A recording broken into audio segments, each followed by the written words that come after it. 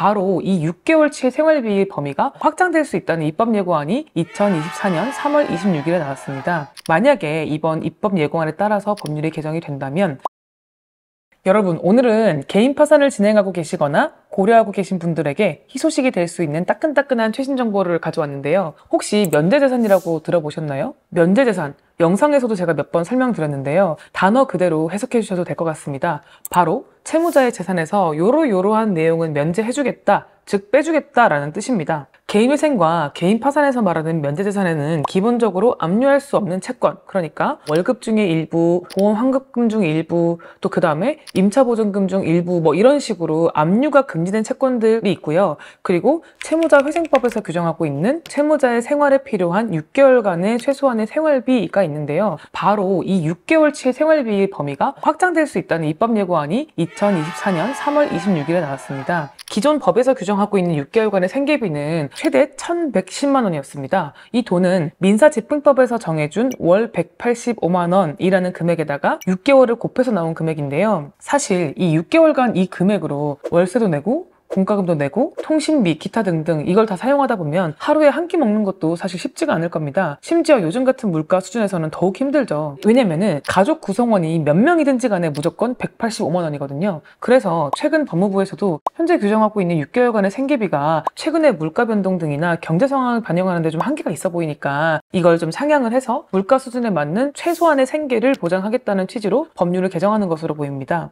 만약에 이번 입법 예고안에 따라서 법률이 개정이 된다면 6개월간의 생계비를 현재의 상한 한도인 1,110만 원에서 정률 방식으로 변경이 가능할 것 같습니다. 이게 무슨 말이냐면은 정률 방식은 국민기초생활보장법에 따른 4인 가구 기준으로 중위소득의 100분의 40에 6을 곱한 금액으로 개정하겠다 뭐 이런 내용인데요. 말은 어렵지만요. 2024년 기준으로 결론만 기억하면은 약 1,370만 원으로 생각하시면 되고요. 만약에 채무자의 파산 선고일이 올해가 아니고 2025년, 2026년이 된다면 해당 연도에 맞는 중위소득에 따라서 금액이 상향될 수 있을 것 같습니다. 그렇게 된다면 단순히 정액으로 이제 상한을 정해둔 거에 비해서는 물가 변동 상황을 더 신속하게 반영할 수 있을 것으로 기대가 됩니다. 근데 개인 파산을 신청하시는 분들은 통장에 현금이 좀 있는 경우면 그 금액이 크진 않겠지만 그래도 실제로 그 현금을 개인 파산 기간 동안 생활비로 사용할 수 있도록 저희가 면제재산 신청이라는 게 꼭 필요한데요. 무슨 말이냐면은 내 통장에 있는 돈이 뭐 100만 원이 있다, 200만 원이 있다 이런 이제 금액을 법원의 허락을 받지 않고 그냥 쓰시면 안 되고요. 법원의 허락을 꼭 받아야 한다는 점을 기억을 하셔야 되고요. 이번 개정안에 따라서 만약 그 금액이 상향될 수 있다면 채무자들에게는 더욱 좋은 소식이 될 수 있겠네요. 6개월간의 생활비에 대한 면제재산은 참고로 6개월치가 최대로 인정되는 방식이 아니에요. 이게 무슨 말이냐면 아까 뭐 1,100만 원에서 1,300만 원 정도로 상향이 된다고 하더라도 최대한도로 항상 인정이 되는 게 아니라 채무자가 이 금액이 실제로 필요하다는 점을 또 꽤 굉장히 좀 꼼꼼하게 소명을 해가지고 법원에서 인정을 하거든요. 실제로 그 6개월간의 생활비를 좀 최대치로 인정해주는 경우는 저희도 많이 못 본 것 같아요. 제가 권재인 변호사님께도 여쭤보니까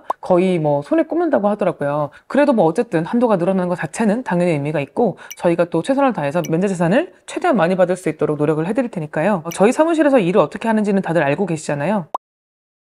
오늘은 최근 법무부에서 공고한 입법 예고안 중에서 채무자의 6개월간 생계비 면제재산 금액 상향 부분에 대해서 제가 알려드렸는데요. 하루라도 빨리 해당 법안이 개정이 되어서 개인 파산을 진행하시는 채무자분들의 부담이 조금이나마 덜어질 수 있기를 바라보겠습니다. 채널을 구독하시면 매주 올라가는 개인회생, 개인 파산의 최신 정보를 확인하실 수 있습니다. 오늘도 시청해주셔서 감사합니다.